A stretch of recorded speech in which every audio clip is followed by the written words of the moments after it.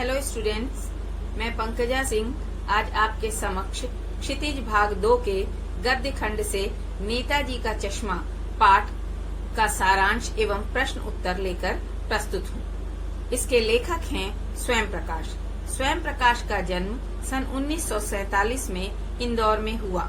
पेशे से वे mechanical engineer थे, किंतु बाद में साहित्य के प्रति उनका रुझान बढ़ा और वसुधा पत्रिका के संपादन के साथ जुड़े।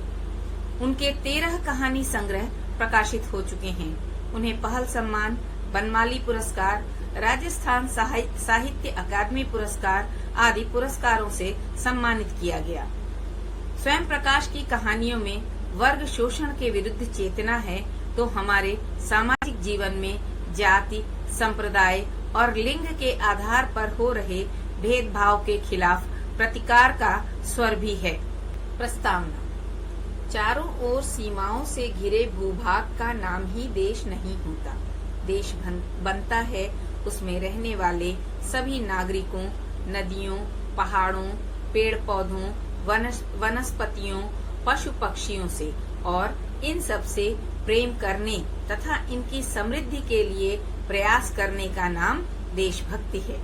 नेताजी का चश्मा कहानी कैप्टन चश्मे वाले के माध्यम से देश के करोड़ों नागरिकों के योगदान को रेखांकित करती है, जो इस देश के निर्माण में अपने अपने तरीके से सहयोग करते हैं।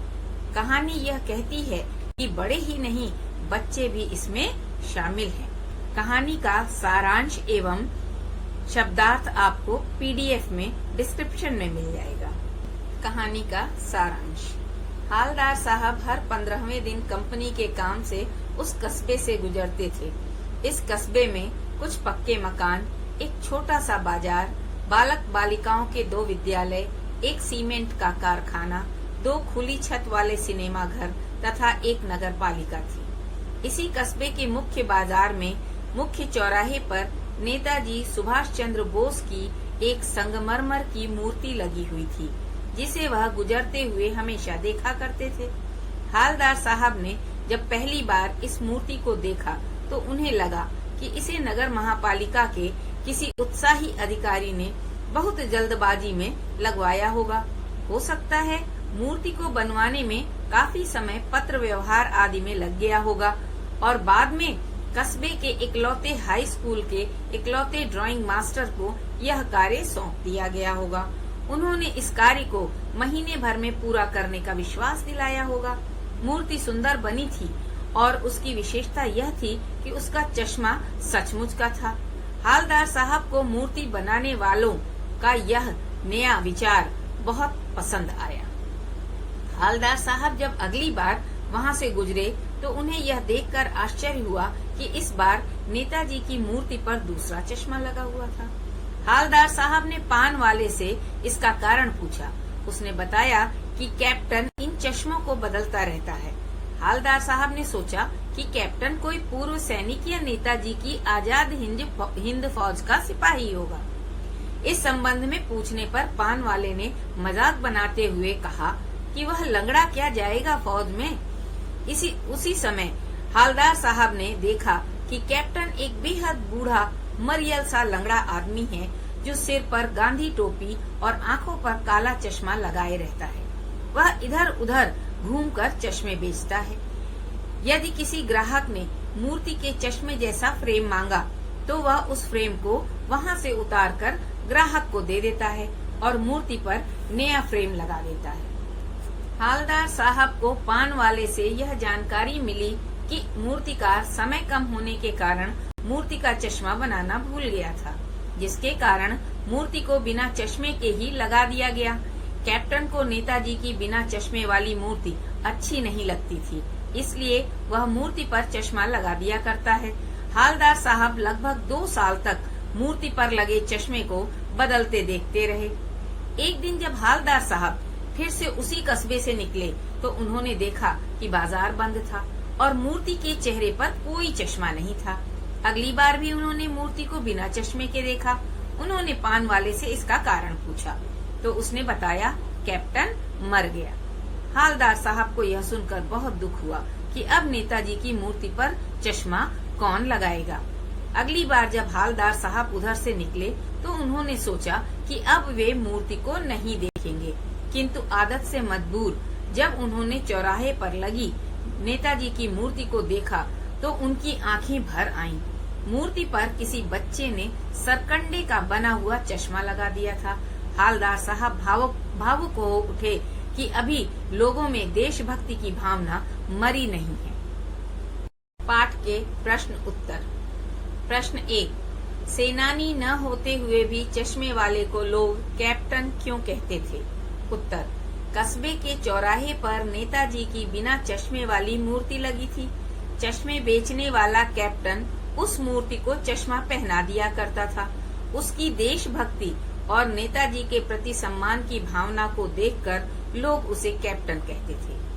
प्रश्न 2, हालदार साहब ने ड्राइवर को पहले चौराहे पर गाड़ी रोकने के लिए मना किया था, लेकिन बाद में तुरंत रोकने को कहा।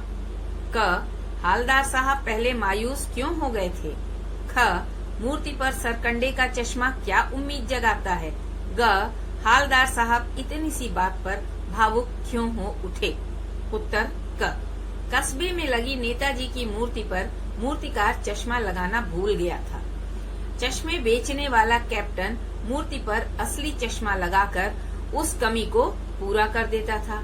अब उसकी मृत्यु हो चुकी थी। हालदार साहब मूर्ति को बिना चश्मे के देखना नहीं चाहते थे, इसलिए वह मायूस हो गए थे। ख, मूर्ति पर सरकंडे का चश्मा यह उम्मीद जगाता है कि लोगों में देशभक्ति की भावना अभी मरी नहीं है। नई पीढ़ी के बच्चों में भी कैप्टन से प्रेरणा ली है, उनमें भी देशभक्ति की भावना मौजूद है।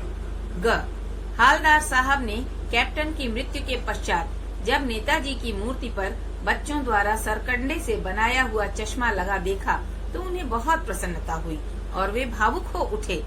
उन्हें इसकी आशा नहीं थी कि मूर्ति पर चश्मा लगाने का कार्य कोई और भी कर सकता है। प्रश्न 3, आशय स्पष्ट कीजिए। बार बार सोचते क्या होगा उस कौम का जो अपने देश की खातिर घर गृहस्थी, जवानी, जिंदगी सब कुछ होम कर देने वालों पर भी हंसती है और अपने लिए बिकने के मौके ढूंढती है। उत्तर, हालदार साहब उस स्वार्थी कौम पर दुखी थे जो देश के लिए अपना सब कुछ बलिदान कर देने वाले देशभक्तों का सम्मान करने की अपेक्षा उनके जीवन का मजाक बनाती है। जब उनका अवसर आता है तो उनके लिए स्वार्थ ही महत्वपूर्ण हो जाता है। इसके लिए वे मर्यादा की सारी सीमा तक भूल जाते हैं। प्रश्न 4, पान वाले का एक रेखा चित्र प्रस्तुत कीजिए। उत्तर, पान वाला काला, मोटा और खुश मिजाज आदमी था। कस्बे के चौराहे पर उसकी पान की दुकान थी। वह किसी बात की तह तक जाए बिना उस पर टिप्पणी कर देता था। यही कारण है कि कैप्टन के विषय में बताते हुए वह सीधे सीधे कह देता है, वो लंगड़ा क्या जाएगा फौज में, पागल है पागल। फोटो वोटो छपवा दो उसका कहीं। कैप्टन का मजाक बनाने वाला यही पान वाला उसकी मृत्यु पर इतना दुखी होता है कि हालदार साहब के पूछने पर पहले अपनी धोती के छोर से अपनी गीली आंखों को पोंछता है। इससे यह प्रमाणित होता है कि वह सहृदय, भावुक और दिल का अच्छा इंसान है। 5वां, वो लंगड़ा क्या जाएगा फौज में, पागल है पागल। कैप्टन के प्रति पान वाले की इस टिप्पणी पर अपनी प्रतिक्रिया लिखिए। उत्तर, कैप्टन के प्रति पान वाले की यह टिप्पणी हर उस देशभक्त को दुखी करती है जो अपने देश को सब कुछ समझता है। इस प्रकार की बातें करने वाले लोग देशभक्ति को पागलपन और देशभक्त को पागल कहते हैं। ऐसी टिप्पणी देश एवं देशभक्तों का अपमान है, उनके बलिदान का अपमान है। वास्तव में हमें देश को स्वाधीन कराने वाले उन लाखों स्वाधीनता सेनानियों का आभार व्यक्त करना चाहिए कि उन्हीं के कारण आज हम स्वतंत्र परिवेश में सांस ले पा रहे हैं। धन्यवाद। प्रस्तुत पाठ का शब्दार्थ आपको PDF में डिस्क्रिप्शन में मिल जाएगा।